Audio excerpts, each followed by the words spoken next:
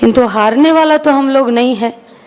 জিতবো বলেই তো ময়দানে নেমেছি, মুখ দেখাতে তো আসিনি, লড়ে জিতে আদায় করে নেব বলেই এসেছি। স্কুলে পড়তাম তো পিছনের বেঞ্চে কোণে যদি বসতাম তো দিদিমণিদের চোখ ঠিক চলে যেত। কেন? কারণ তাদেরকে এই ডিউটি দেওয়া হয়েছিল যে যারা প্রথম সারির বেঞ্চে বসে আছে তারা স্টার পেল না তারা ফার্স্ট ডিভিশন পেল, এইটা তোমাদের দায়িত্ব নয়। তোমাদের দায়িত্ব হলো পিছনের বেঞ্চে কোণে যে মাথা নামিয়ে বেঞ্চের তলায় ঢুকে যাচ্ছে তাকে ওখান থেকে টেনে বের করে সে যাতে 40% মার্কস পায়, সে যাতে 100-র মধ্যে 40 পায়, তার কাজ তোমাদেরকে করতে হবে। এইটা মার্ক্সবাদ বলে, এইটা কমিউনিস্ট আন্দোলন বলে। আর তার দুজন প্রবাদ প্রতিম নেতৃত্ব কমরেড সীতারাম ইয়েচুরি, কমরেড বুদ্ধদেব ভট্টাচার্য সহ আমাদের এই গোটা নেতৃত্বরা, গোটা কর্মীরা এই কাজই তো আমাদেরকে শিখিয়েছেন। তাই লড়াইয়ের রাস্তাটা কঠিন। নাটক দেখতে গেছিলাম, থিয়েটারের একটা ডায়লগ ছিল যে যদি তোমার চলার পথে কোনোদিন শয়তানের মুখোমুখি তুমি যদি না হচ্ছ, তুমি নিশ্চিত জেনে দেখো শয়তান তোমার সাথে চলছে। তাই আমরা যারা শয়তানের মুখোমুখি হচ্ছি আমরা কিন্তু শয়তানের সাথে চলছি না, শয়তানের মুখোমুখি হতেই চলছি। আর সেই চলার পথে গিয়েই তো দেখছি প্রত্যেকটা দিন আক্রমণ বাড়ছে। প্রান্তিক মেহনতি মানুষ, পিছিয়ে পড়া, গরিব, খেটে খাওয়া, মহিলা, যুদ্ধে কারা সব থেকে বেশি ক্ষতিগ্রস্ত হয় গো? মেয়েরা। 2022-এর পরে এরা আর রিপোর্ট দিতে পারছে না। কেন দেয় না রিপোর্ট? ওই যে 26,000-এর তালিকা যেমন করে দিচ্ছিল না, কেউ কি বলে নাকি যেমন দোকান কাটা আছে চলো আমি মাঝে রাস্তায় দিয়ে চলি, এরা শুধু এইটা করতে পারে। তাই এরা 2022-এর পর আর রিপোর্টই দিচ্ছে না যে কি হলো। 2025-এর আগস্ট মাসের শুরুতে রাজ্যসভার এক সাংসদ এদেরকে প্রশ্ন করেছিল, দেশের সরকারের পক্ষে যারা দাঁড়িয়ে আছে তাদেরকে, সেই দলের যারা এমপিরা আছে তাদেরকে বললো কেমন আছে বলো তো আমাদের দেশের মেয়েরা?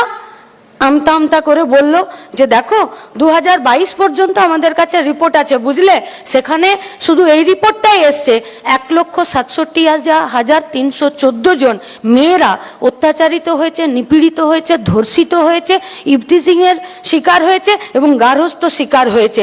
বলল বাকি রিপোর্ট? বলল তা তো নাই। বলল কেন? বলল ঝাপ বন্ধ করে দিয়েছি, কত আর লিখবো, গুনতে গুনতে হাত ব্যথা হয়ে যাচ্ছে।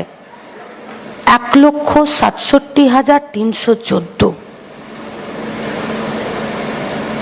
1,67,314 যন্ত্রণা, 1,67,314 চোখের জল, বিচার না পাওয়া, ন্যায় না পাওয়া। 1,67,314-র মধ্যে পশ্চিমবঙ্গ 35,000-এ বিলং করছে। কতজন পারে পুলিশের কাছে রিপোর্ট লেখাতে? এ তো পুলিশের কাছে পাওয়া রিপোর্ট।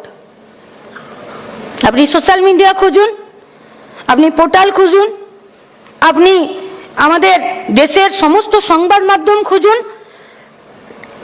300টার বেশি আপনি খবর পাবেন না। কেন নেই?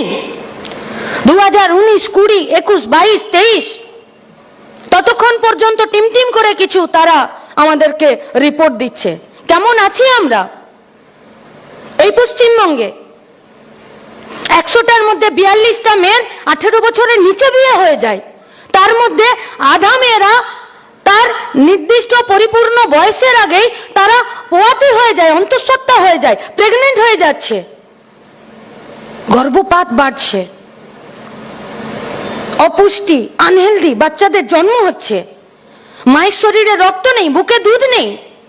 যে বাচ্চা জন্ম নিচ্ছে সেই বাচ্চা 5 বছর পর্যন্ত 100 জনের মধ্যে 5 জন মরে যাচ্ছে, আর জন্মানোর পর 37 জনের শরীরে এত অপুষ্টি যে তারা রোগগ্রস্ত হচ্ছে। ভালো আছি আমরা? বলে দিলেই হলো। তুমি ত্রিফলা লাগিয়েছিলে, টাকা গাদা খেয়েছো, ভুলিনি আমরা। কেউ কেউ ভুলে যেতে পারে, ও আলোতে আমরা আলোকিত হইনি, ও টাকার আলোতে তোমরা আলোকিত হয়েছিলে। এই